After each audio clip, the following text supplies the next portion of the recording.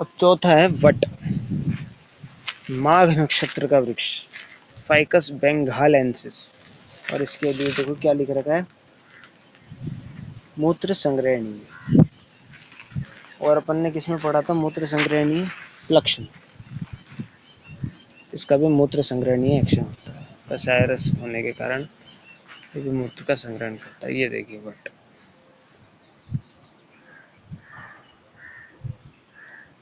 उसका बड़ा वृक्ष होता है,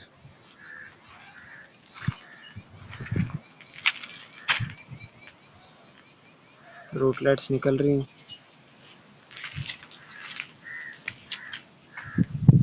इसके पत्र ऐसे होते हैं।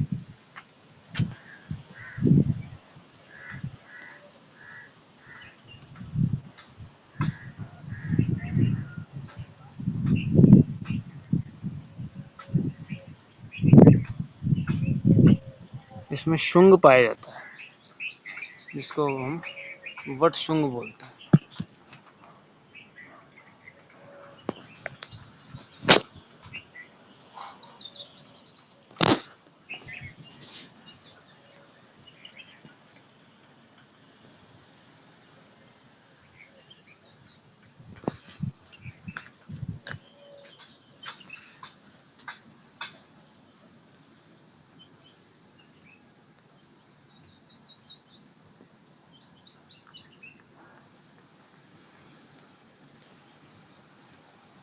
तो पढ़ते हैं।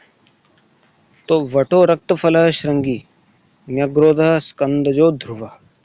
एक तो इसका वट नाम है, इसका रक्त फल नाम है। इसका आप वो देखोगे ना फल, तो लाल कलर का फल आता है इसका, इसलिए इसको रक्त फल बोलते हैं। श्रृंगी, श्रृंगी बोलते हैं इसको। न्यग्रोध, स्कंधज, ध्रुव, क्षीरी, वैश्रवणो वासो, बहुपादो वनस्पति।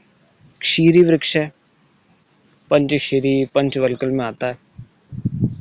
वैश्रवण, वास, बहुपाद। बहुपाद इसको इसलिए कहते हैं क्योंकि इसमें से बहुत सारे, मतलब ये अगर बहुत ज़्यादा जैसे जैसे पुराना होता जाता है, ओल्ड और होता जाता है ये वट का वृक्ष, तो ये एक अपनी खुद की ब्रांच निकाल देता है, जैसे पाँव खड़ा कर देता है अपना एक और, जैसे एक नई ब्रांच निकाल देता है। मतलब ऊपर से इसकी एक नीचे निकल जाती है ब्रांच, तो उससे ऐसा लगता है कि इसका नया पाँव हो गया खड़ा। बहुपाद, बहुत सारे पाद वाला युक्त हो जाता है, बहुत सारे पाँव हो जाते हैं इसके उस हिसाब से, इसलिए इसको बहुपाद बोलते हैं। जितना ज़्यादा ओल्डर होगा ये उतना ज़्यादा।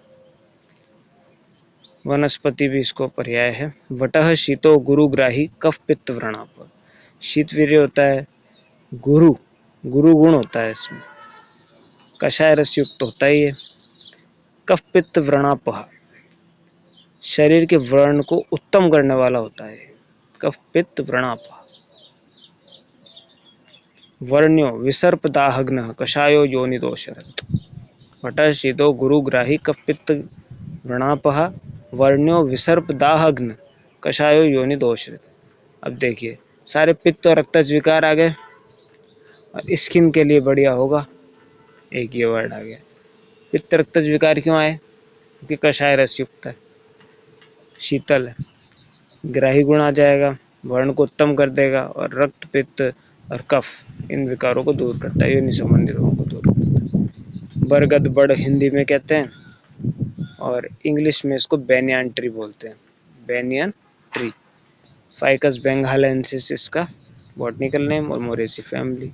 सब जगह मिल जाता है, और ग्राम के पास लोग इसको पवित्र जानते हैं, पवित्र जानकर लगाते हैं। हिमालय के जंगल आदि में मिलता है। वृक्ष इसका बहुत विशाल होता है, शाखाएं फैली हुई होती है प्रायः।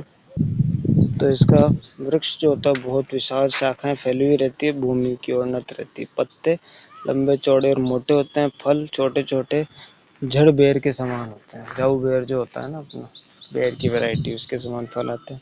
कच्ची अवस्था में हरे रंग के होते हैं, पकने पर लाल हो जाते हैं। शाखाओं से लाल या पीले रंग के अंकुर निकलकर भी दिखाई दे। ये देखिए शाखाओं से ऐसे लाल पीले रंग के अंकुर निकलते हैं। ये देखिए लटक रहे हैं ना रस्सी जैसे, ऐसे शाखाओं से अंकुर निकलते हैं इसमें। तो शाखाओं से लाल पीले रंग के अंकुर निकलकर भूमि की ओर बढ़ते हैं।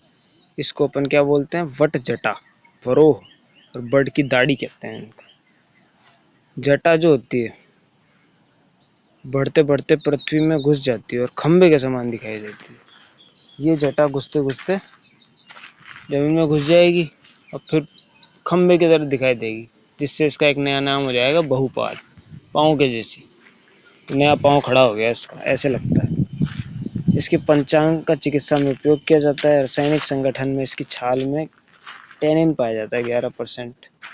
गुण और प्रयोग: शीत ग्राही, स्तंभन, मूत्र संग्रहणीय, व्रण रोपण का काम होता है। शीत होता है, ग्राही होता है, स्तंभन का काम करता है। वही सारे कषाय रस वाले गुणकर्म चल रहे हैं सारे। वही व्रण रोपण हो गया, वही मूत्र संग्रहणीय हो गया, स्तंभन ग्राही शीत हो गया। अब इसका अमिक प्रयोग वेदना स्थापन और व्रण रोपण है। इसको कटी पीड़ा, संधि पीड़ा, बरसात में होने वाले जो अंगुलियों के व्रण उनमें लगाएंगे।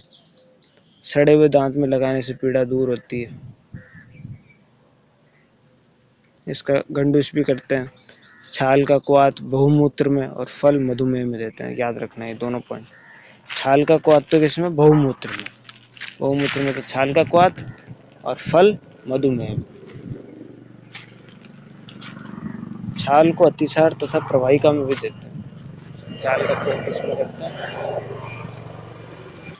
इसकी छाल को अतिसार और प्रवाहिका में देते हैं। कषाय रस होती है तो ये ग्राही एक्शन का काम करती है, तो अतिसार प्रवाहिका में देते हैं। याद रखना फल किसमें प्रयोग करते हैं? मधुमेह।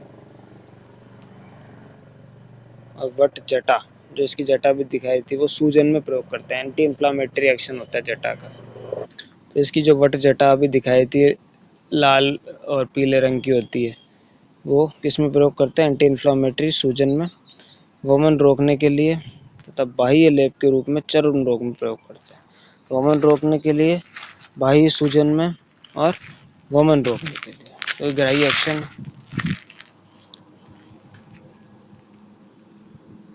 और बाह्य लेप के रूप में चर्म रोग।